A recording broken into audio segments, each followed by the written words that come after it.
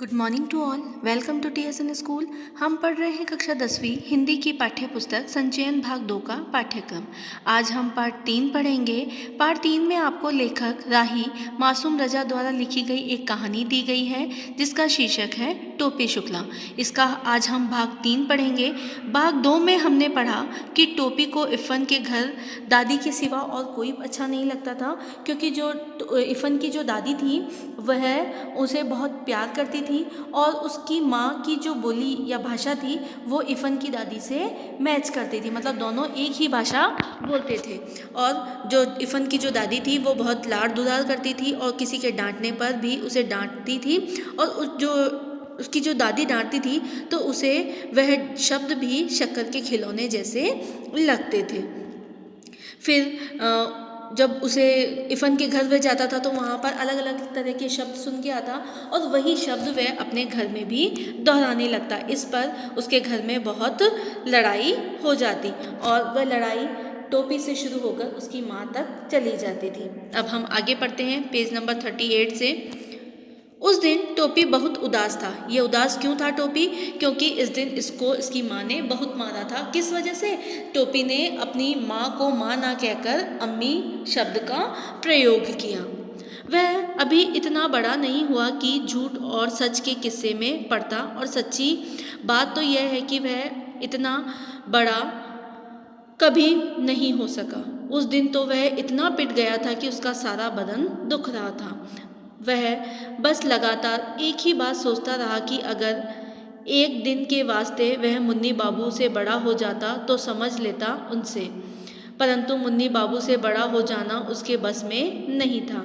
वह मुन्नी बाबू से छोटा पैदा हुआ था और उनसे छोटा ही रहा। जो मुन्नी बाबू है उसने भी उनकी शिकायत, टोपी की शिकायत कर दी थी कि वह कबाब की दुकान पर कबाब खा रहा था, जबकि ये बात ऐसी थी कि मुन्नी बाबू खुद कबाब खा रहे थे लेकिन उन्होंने उल्टा पासा टोपी पर ही डाल दिया। तो अब वो सोच रहे हैं कि अगर मैं मुन्नी बाबू से बड़ा होता तो शायद मैं इस बात का उनसे बदला ले सकता था, लेकिन ये संभव नहीं है। वह छोटा पैदा हुआ है इसलिए वह छोटा ही रहेगा। दूसरे दिन जब वह स्कूल में इफ़न से मिला तो उसने उसे सारी बातें बता दी। दोनों जुग्राफिया का घंटा छोड़कर सरक गए। जुग्राफिया मतलब भूगोल शास्त्र, ज्योग्राफी का जो पीरियड था उस क्लास को छोड़कर बाहर निकल गए। पंचम की दुकान से इफ़न ने केले खरीदे। बात यह है कि टोपी फल के अलावा और किसी चीज़ को हाथ नहीं लगाता था, मतलब जो टोपी है वो भी धर्म के प्रति बहुत मानता था, तो वह इफ़न के हाथ से सिर्फ फल ही लेता था और कोई चीज़ उसके हाथ से नहीं खाता था। ऐसा ना हो सकता कि हम लोग दादी बदल लें, टोपी ने कहा। ऐसा मतलब ऐसा नहीं हो सकता है कि हम लोग दादी बदल लें, क्योंकि एक दिन पहले ही जो सुभद्रा देवी थी जो टोपी की दादी थी उसने टोपी को बहुत डांटा था, जबकि इफ़न की जो दादी थी वो टोपी से बहुत प्यार करती थी और इफ़न से भी वो बहुत प्यार करती थी। इसलिए टोपी कह रहा है कि क्या कुछ ऐसा नहीं हो सकता कि हम दादी बदल लें। तोहरी दादी हमरे घर आ जाए और हमरी दादी हमरी तोहरे घर चली जाए। हमरी दादी ता बोलिए तू ही लोगन को बोलत थी। वो क्या कह रहे हैं कि हमरी तुम्हारी जो दादी है, मतलब तुम्हारी दादी तो हमारी जैसी भाषा बोलती है, हमारी जो दादी है वो तुम्हारी जैसी भाषा बोलती है, तुम लोगों की जैसी ही भाषा बोलती है, तो क्यों ना तेरी दादी मेरे घर आ जाए और मेरी दादी तुम्हारे घर आ जाए। यह नहीं हो सकता, इफ़न ने कहा। अब्बू ये बात नहीं मानेंगे और मुझे कहानी कौन सुनाएगा? तुम्हारी दादी को 12 बुर्ज की कहानी आती है? अब जो इफ़न है वो कह रहे हैं कि मेरे अब्बू यानी मेरे पिताजी नहीं मानेंगे। और क्या तुम्हारी दादी को कहानी आती है? मेरी दादी तो मुझे रोज़ कहानी सुनाती है। तू हमें एक ठो ददिया ना दे सकते हो?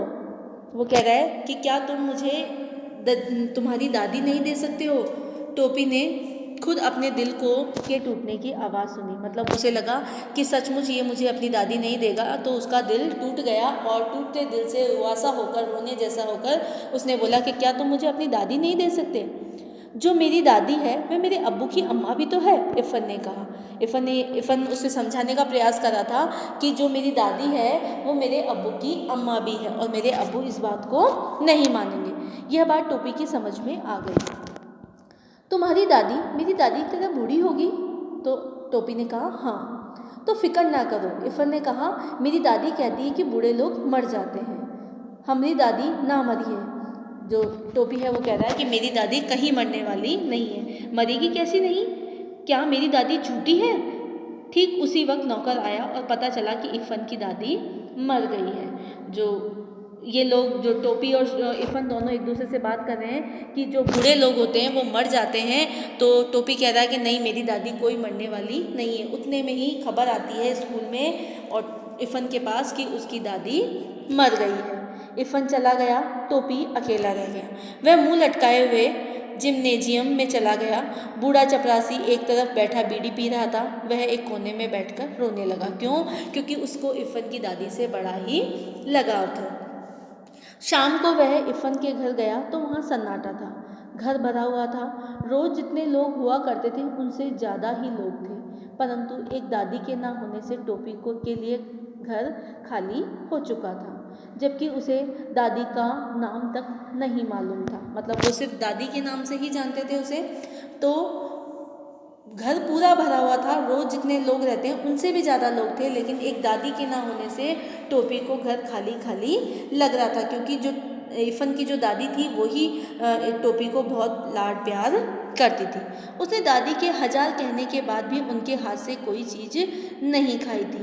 प्रेम इन बातों का पाबंद नहीं होता है। अब जो टोपी है वो सोच रहा है कि दादी ने मुझे बहुत कहा कि मेरे हाथ से ये चीज़ खा ले, लेकिन मैंने उनके हाथ से कोई चीज़ नहीं खाई। टोपी और दादी में एक ऐसा ही संबंध हो चुका था। इफ़न के दादा जीवित होते तो वह भी इस संबंध को बिल्कुल उसी तरह न समझ पाते जैसे टोपी के घर वाले न समझ पाए हों। अब जो टोपी है वो सोच रहा है कि मेरा और जो इफ़न की दादी का जो रिश्ता है वो कोई नहीं समझ पा रहा, ना तो मेरे घर वाले, और अगर इफ़न के दादा भी अगर जिंदा होते तो वो भी हमारा संबंध या हमारा रिश्ता नहीं समझ पाते। दोनों अलग अलग अधूरे थे। एक ने दूसरे को पूरा किया था। दोनों प्यासे थे, एक ने दूसरे की प्यास बुझा दी थी। दोनों अपने घरों में अजनबी और भरे घर में अकेले थे। दोनों ने एक दूसरे का अकेलापन मिटा दिया था। वह 72 बरस की थी और दूसरा 8 साल का। जो टोपी है वो 8 साल का था और इफ़न की जो दादी है वो 72 साल की थी, लेकिन दोनों एक दूसरे से बहुत प्रेम करते थे और दोनों एक दूसरे का अकेलापन दूर करते थे। मतलब जो टोपी है वो दादी के पास जाता तो उसके साथ रहना, उनसे बातचीत करना, घंटों उनके साथ बिताना उसे अच्छा लगता था। तोरी दादी की जगह हमारी दादी मर गई होती तो ठीक भया होता। टोपी ने इफ़न को पुरसा दिया। पुरसा मतलब उसको सांत्वना दी, सहानुभूति दी कि अगर तेरी दादी की जगह मेरी दादी मर गई होती तो अच्छा होता। इफ़न ने कोई जवाब नहीं दिया। उसे इस बात का कोई जवाब आता ही नहीं था। दोनों दोस्त चुपचाप रोने लगे। अब दोनों दोस्तों को रोना आ रहा था और दोनों दोस्त रोने लगे और इफ़न को इस बात का कोई जवाब नहीं आया कि वह इस बारे में क्या बात कहे। टोपी ने 10 अक्टूबर सन 45 को कसम खाई कि अब वह किसी ऐसे लड़के से दोस्ती नहीं करेगा जिसका बाप ऐसी नौकरी करता हो जिसमें बदली होती रहती हो।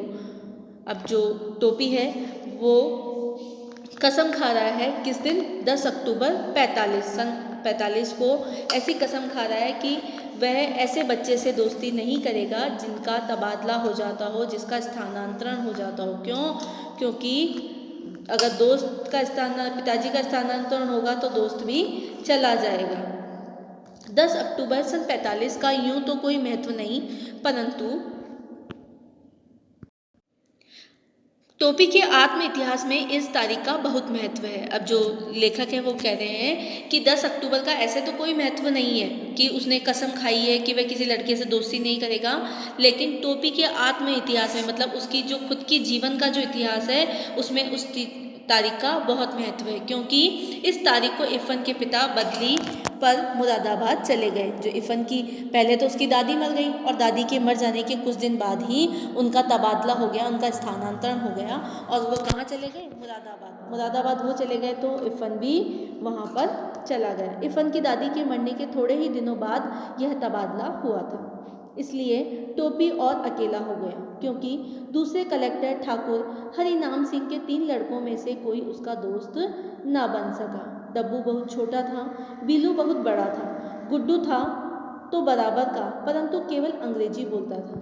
और यह बात भी थी कि उन तीनों को इसका एहसास था कि वे कलेक्टर के बेटे हैं। एहसास मतलब ऐसी अनुभूति थी, ऐसा घमंड था उन लोगों को कि वह कलेक्टर के बेटे हैं। जबकि जो इफ़न था वो भी कलेक्टर का बेटा था, लेकिन इफ़न को इस बात का घमंड नहीं था और वह टोपी का बहुत अच्छा दोस्त था। लेकिन जो अभी जो कलेक्टर आया है हरिनाम सिंह, उसके 3 बेटे हैं, जिसमें से एक टोपी से बड़ा है, एक टोपी से छोटा है, और जो गुड्डू नाम का लड़का है वो टोपी के बराबर का है, लेकिन वह अंग्रेजी बोलता है। और उन तीनों को इस बात का घमंड है कि वो कलेक्टर के बेटे हैं। किसी ने टोपी को मुंह नहीं लगाया। माली और चपरासी टोपी को पहचानते थे, इसलिए वह बंगले में चला गया। बिल्लू, गुड्डू और डब्बू उस समय क्रिकेट खेल रहे थे। डब्बू ने हिट किया, गेंद सीधे टोपी के मुंह पर आई। उसने घबराकर हाथ उठाया, गेंद उसके हाथों में आ गई। हाउस दैट? हेड माली एम्पायर था। अब जो वो तीनों बच्चे जब क्रिकेट खेल रहे थे, जैसे ही बॉल टोपी के मुंह पर लगी तो उसने कैच कर लिया और उसने कहा हाउस दैट, मतलब आउट हो गए। तो ये जैसे ही ये शब्द सुनाई दिया तो जो हेड माली था उसको एम्पायर बनाया गया। उसने उंगली उठा दी। वह बेचारा केवल यह समझ सका कि जब हाउस दैट का शोर हो तो उसे उंगली उठा देनी, क्योंकि जो हेड माली जो था उसे अंग्रेजी कम आती थी, तो उसे बताया गया जब हाउस दैट बोला जाए तो आपको उंगली उठा देनी है। Who are you? डब्बू ने सवाल किया। बलभद्र नारायण, टोपी ने जवाब दिया। Who is your father? यह सवाल गुड्डू ने किया। भृगु नारायण। ए, बिल्लू ने एम्पायर को आवाज़ दी। ये भृगु नारायण कौन है? एनी ऑफ अवर चपरासीज? तो जो बिल्लू है उसने एम्पायर से पूछा कि क्या ये भृगु नारायण कोई हमारा चपरासी ही है? नहीं साहब, एम्पायर ने कहा, शहर के मशहूर डाकदर हैं। डाकदर मतलब doctor. You mean doctor? Dabbu ने सवाल किया। Yes sir. हेड माली को इतनी अंग्रेजी आ गई थी, उसे पता चल गया कि ये डॉक्टर बोल रहे हैं, डॉक्टर। तो कह रहे हैं कि जो इफ़न है, जो टोपी है वो कौन है? एक डॉक्टर का बेटा है। But he looks so clumsy, Billu ने कहा, लेकिन ये जो है ये बहुत गंदा दिखाई दे रहा है। ए, टोपी अकड़ गया। तनी जबानियाँ संभाल के बोलो, एक लपड़ के नीचे लगी हो। वो क्या, अब जो टोपी है उसको गुस्सा आ गया क्योंकि उसने उसको गंदा कह दिया, तो वो कह रहा है कि जबान संभाल के बोलो नहीं तो एक थप्पड़ लगा दूंगा। ओ यू, बिल्लू ने हाथ चला दिया। टोपी ने तो उसे बोला ही था थप्पड़ लगा दूंगा, और बिल्लू ने उसको थप्पड़ मार दिया। फिर वह गालियाँ बकता हुआ उठा। फिर हेड माली बीच में आ गया और डब्बू ने अपने अल्सेशियन को शुक्कार दिया। शुक्कारना मतलब जो कुत्ता है उसको इशारा कर दिया और वो टोपी के पीछे हो लिया, उसे काट भी गया था। पेट में 7 सुइयां भुकी तो टोपी को होश ठिकाने आए और फिर उसने कलेक्टर साहब के बंगले का रुख नहीं किया। परंतु प्रश्न यह खड़ा हो गया कि फिर आखिर वह करे क्या। घर में ले देकर बूढ़ी नौकरानी सीता थी जो उसका दुख दर्द समझती थी। अब टोपी को लगा कि मेरे घर में तो ऐसा कोई भी नहीं है जो मेरा ख्याल रख सके। उसे बहुत गुस्सा आया और वह उसका ध्यान रखने वाला कोई नहीं था, तो वह नौकरानी के पास चला गया। वह उसी के पल्लू में चला गया और सीता की छाया में जाने के बाद उसकी आत्मा भी छोटी हो गई। सीता के घर के सभी छोटे बड़े डांट लिया करते थे, टोपी को भी घर के सभी बड़े लोग डांट लिया, इसलिए दोनों एक दूसरे से प्यार करने लगे। धन्यवाद।